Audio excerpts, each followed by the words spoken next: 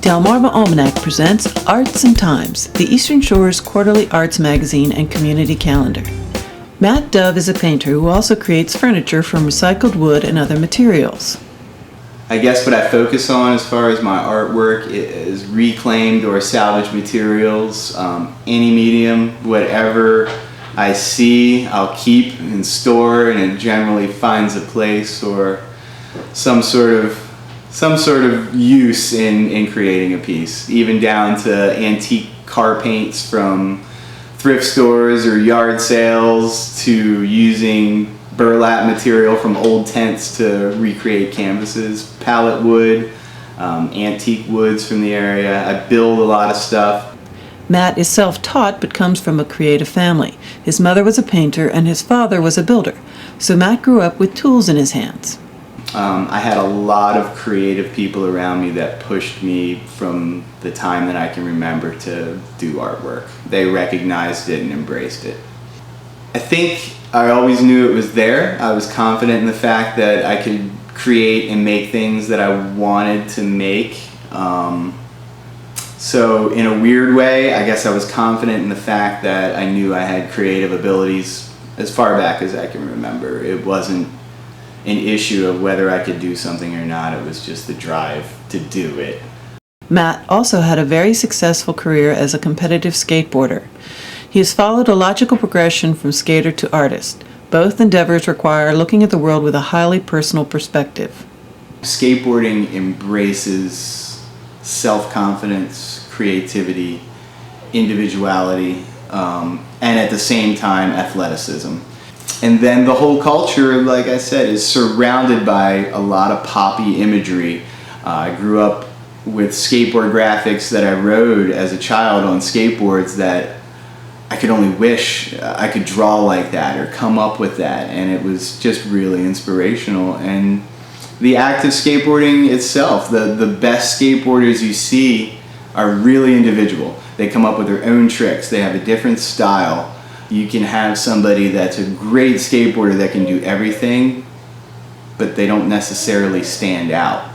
It's the people that really stand out that make an impact on skateboarding. So I think that was just really inviting to me. Marketplace pressure does not drive Matt's creative process. Mixing media and working with reclaimed materials, combined with a love of experimentation, are motivators in his work, as is a deep respect for the environment.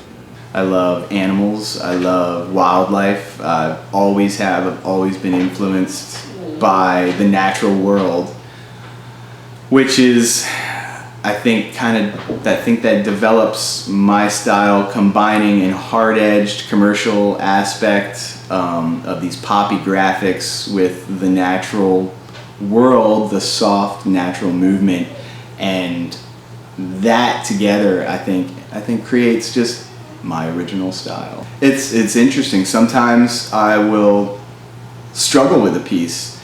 I guess I'm the type of artist that feels like you have to have a little bit of angst in what you're doing at some point, whether it's the concept of the piece not quite being finished yet, and you're struggling to get to the end of it, or the joy of just the layers and just applying it and the feeling that you get. Yeah, it's an internal feeling that is unlike anything else. The closest thing I can relate it to is playing music.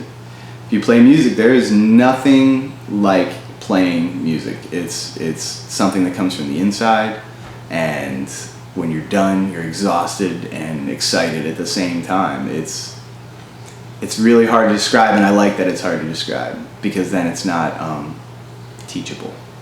A few select times a year, Matt opens a gallery space called Punk Rockfish to showcase his art and that of his friends, many who are skateboarders.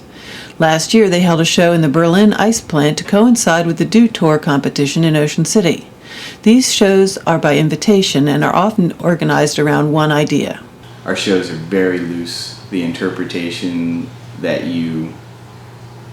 however you interpret the subject that we give, it's very open. It can go in any direction, which leads to a cohesive theme with multiple outcomes, which is awesome. Everybody seems to have a really good time. I like to create the atmosphere of have a good time, enjoy the art, don't feel pretentious. Basically, I tried to embrace, as far as the origin of the name, I'm a big fisherman. I love it. I just fished last night.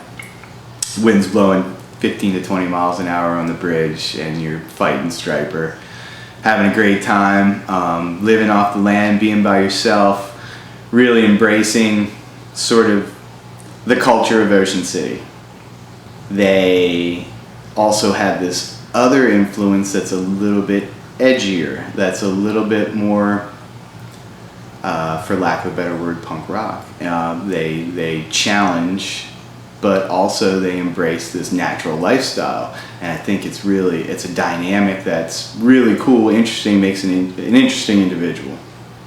So basically, punk rockfish is rockfish, punk rockfish, the collaboration of just this really interesting culture that we have around here. I think it's really important for this area, as far as its legitimacy, to sort of push away the commercial aspect of boardwalk sales and legitimize our community by creating real artwork and not just artwork that you can hang on a condominium wall.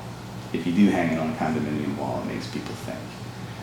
We'd like to evolve this place into more of a community arts area. I love it. I think I've found a hidden gem in the backside of Berlin that people really didn't see much in. Now they do. An overwhelming response to when they come into this place, people come in and they leave, is inspiration. Matt accepts commissions for paintings, furniture, and custom stained floors. Matt's work can be seen online at volcom.com and by appointment at his studio. This publication is funded by Worcester County Tourism. Visit the beach and beyond. Thank you for watching this presentation. This has been a Moonshell production.